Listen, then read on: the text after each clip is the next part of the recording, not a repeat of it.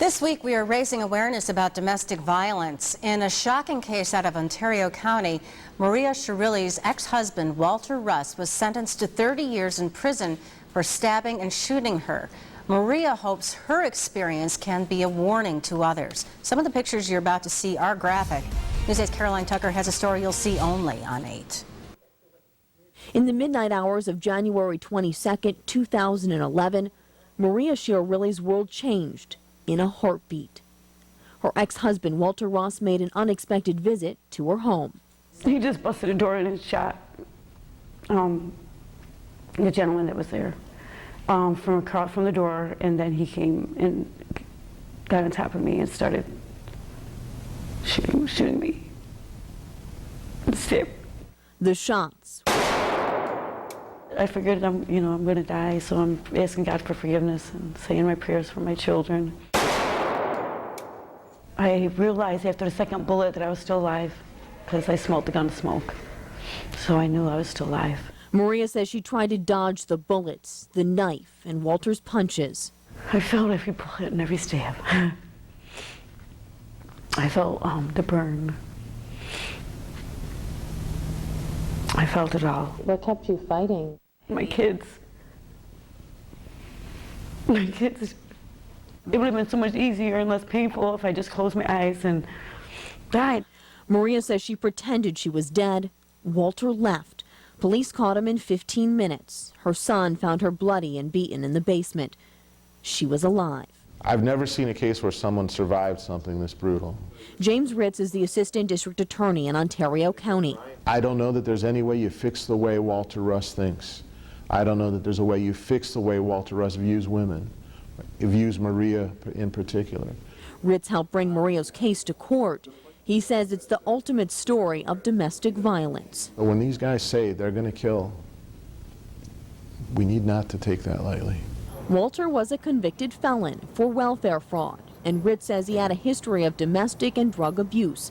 He had an order of protection, but the system only does so much. It's a matter of opening our eyes as law enforcement and as communities, as neighbors, as friends, and reaching out, being that friend who calls the police when Maria couldn't. Maria says it was hard to ask for help. Carolyn Snover works with the Family Counseling Service of the Finger Lakes. She's been helping Maria. Everybody has to get to the point in a domestic violence relationship where they have to be ready to just give everything up. Snover says orders of protection don't always help. They try to get women to come up with a safety plan, having contacts, access to a cell phone, and planning with their children. Working on eventually, when the time comes, when the right minute occurs, to be able to flee. Almost 6 months later, Maria is still in pain. She hides her scars. Even the pictures they show me, I still want to think that I was dreaming it and that it didn't happen. Maria is blind in one eye. Part of her face is paralyzed, but she still has a bullet lodged inside her. And the pain goes beyond the physical. A lot of stress, a lot of nightmares. I sleep with the lights on. You're still scared, still worried? I still think someone's going to come through. Or someone's going to finish it. Somehow he's going to get word out and someone's going to finish the job. Walter is headed to prison for pretty much the rest of his living years. It gives her solace, but also a mission to make sure domestic violence doesn't stay silent. I went for years without doing it. First not believing it and justifying it, and then after being afraid, literally for my life, obviously, and I was right. My fears were real. Maria is pleading with women and even men in similar situations to get out and reach out. If we have to sneak to get help or to get word out, there's people out there that can help. There's people out there that will help.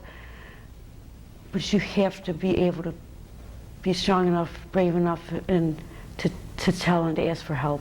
And brave enough to help end the cycle of domestic abuse. And give them hope, because I survived. Not everyone's going to be able to tell this story. Not everybody survives. This violence not only affects one person, but an entire family. Tomorrow night, hear from some of Maria's children on how their lives have been changed by domestic abuse, and hear from an expert who will explain what kids can also do to cope. Caroline Tucker, News 8.